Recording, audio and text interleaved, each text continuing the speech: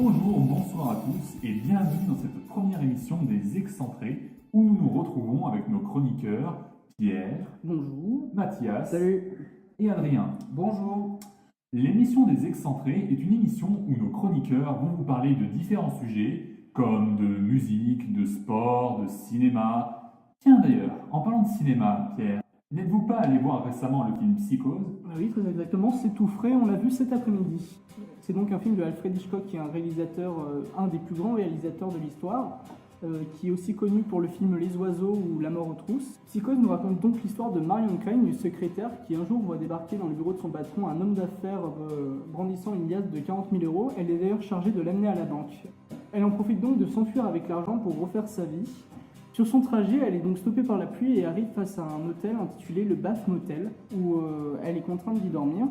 Elle fera donc la rencontre de Norman. Stop, dis pas tout, il y en a qui l'ont pas vu autour de la table. Ouais, moi je l'ai pas vu, je vais voir demain. Ah oui, désolé.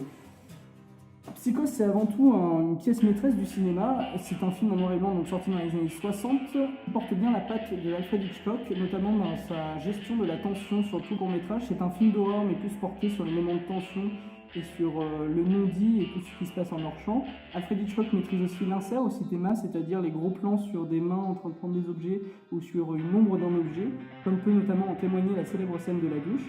Il utilise aussi les gros plans, comme notamment les gros plans sur les yeux, et gère aussi les ombres sur les personnages. Il maîtrise notamment aussi les gros plans, comme notamment les gros plans sur les yeux, ainsi que la gestion des ombres dans le cadre.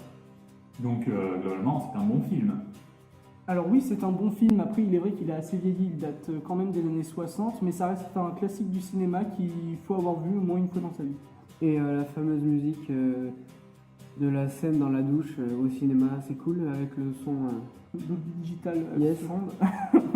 Alors déjà sur grand écran, c'est sympathique. On voit que on a quand même le grain de la pellicule, ce qui vaut quelque chose, et la musique de la douche, oui, c'est vraiment. Ça marche. On sent que vous avez envie de rebondir sur la musique, Mathias. Exactement, ouais. Du coup, aujourd'hui, dans cette chronique de Patate douce iroquois, je vais vous parler d'un groupe qui s'appelle Les Doigts dans ta sœur. Donc, Les Doigts dans ta sœur, c'est un groupe qui n'est pas facho, mais qui n'aime pas les écolos et qui a vu le jour en 2008, qui se compose de 5 personnes, Gigi Guest, Johnny Rico, Benjo, Jean Fur et Hélène, qui les a rejoints cette année. C'est un groupe composé d'un chanteur, d'un bassiste, d'un guitariste, d'une accordéoniste et d'un batteur. C'est l'heure de parler des Doigts dans ta sœur.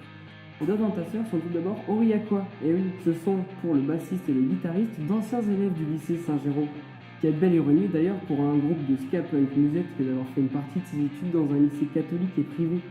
Mais attardons-nous plutôt sur le groupe dont le nom mène à la réaction sur tous les visages à chaque fois qu'il est prononcé, comme les titres de certaines de leurs musiques, d'ailleurs telles que la célèbre chanson Nique ta mère, que je vous laisserai découvrir par vous-même. Mais avant d'être Les Doigts dans ta sœur, ces musiciens de génie se sont d'abord appelés Les Tatencules en 2004. Un nom qui était déjà à l'époque révélateur de leur personnalité, car en effet, leurs musiques ne font pas dans la dentelle. Ils racontent à chaque fois des histoires différentes, toutes aussi trash et débiles les unes que les autres. D'ailleurs, ils n'hésitent pas à accentuer encore plus ce fameux degré de ridicule qui fait tout leur charme en s'habillant n'importe comment. Par exemple, le 25 août 2018, pendant le tête de rue d'Aurillac, dans la cour de l'école des Alouettes, on pouvait voir le chanteur déguisé en nonne avec des barésilles. Ils ont sorti un album en 2014 avec 5 chansons et enregistré d'autres titres en 2015, mais qui sont juste dispo sur le net en digital. Ils ont aussi prévu de sortir un nouvel album avec Hélène qui sortira normalement en 2019 en digital et en vinyle.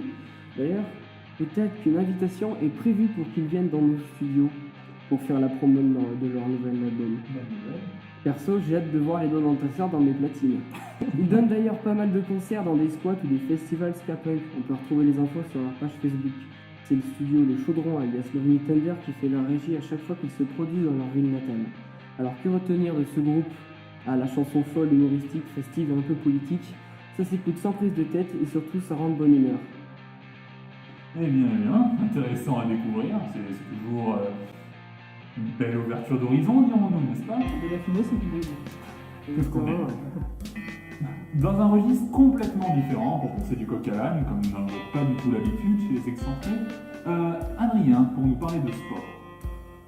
Oui, donc alors, bonjour à toutes et bonjour à tous et bienvenue pour cette chronique sport. Donc aujourd'hui on commence par l'actualité de la semaine passée et c'est de l'athlétisme. Mondiaux 2023, donc ils ont été attribués ce mardi à Budapest. Le Conseil de la Fédération internationale réuni mardi à Monaco a attribué à la capitale hongroise l'organisation des championnats du monde 2023.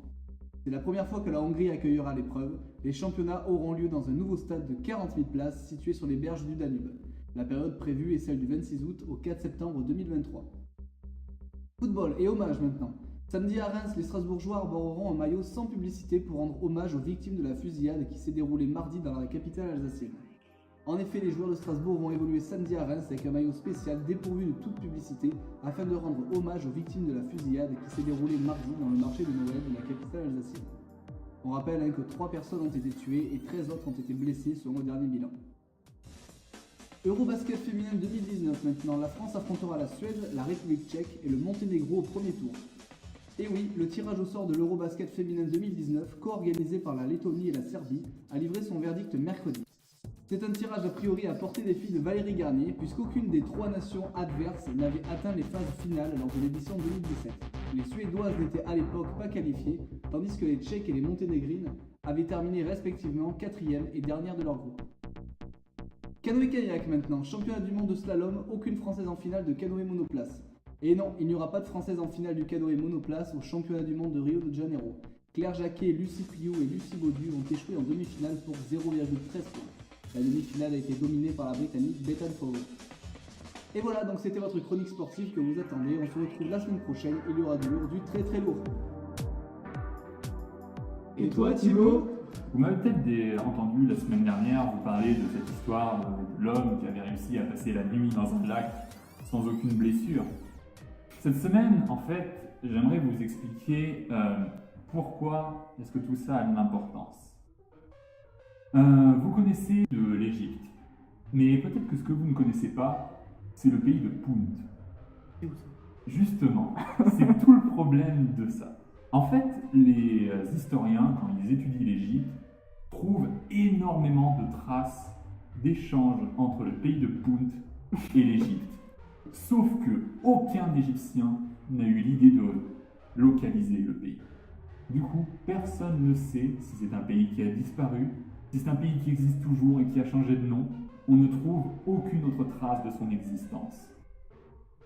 Par exemple aussi, en 1850, en Angleterre, on faisait beaucoup de livraisons de 3 canettes. Il y en avait une qui contenait du sel, une autre du poivre, et la dernière, on ne sait pas. C'est tout le problème de l'histoire et de ces anecdotes que je vous raconte. Elles ont besoin d'être transmises pour qu'on puisse s'en souvenir dans les années à venir. L'inconvénient de toutes ces histoires, c'est qu'elles se croisent, s'entrecroisent et s'entremêlent toujours et encore. Et beaucoup de choses sont perdues.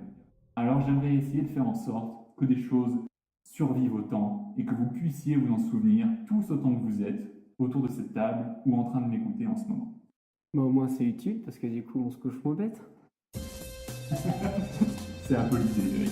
Prendre un nouveau pays. Ah, la géographie. On ne toujours pas élucidé le problème du pays de Punt. Toujours pas, malheureusement. Voilà, c'était tout pour cette première émission des Excentrés. Nous espérons que vous avez apprécié et nous vous disons à la semaine prochaine. Ciao, au revoir. Alors, au revoir.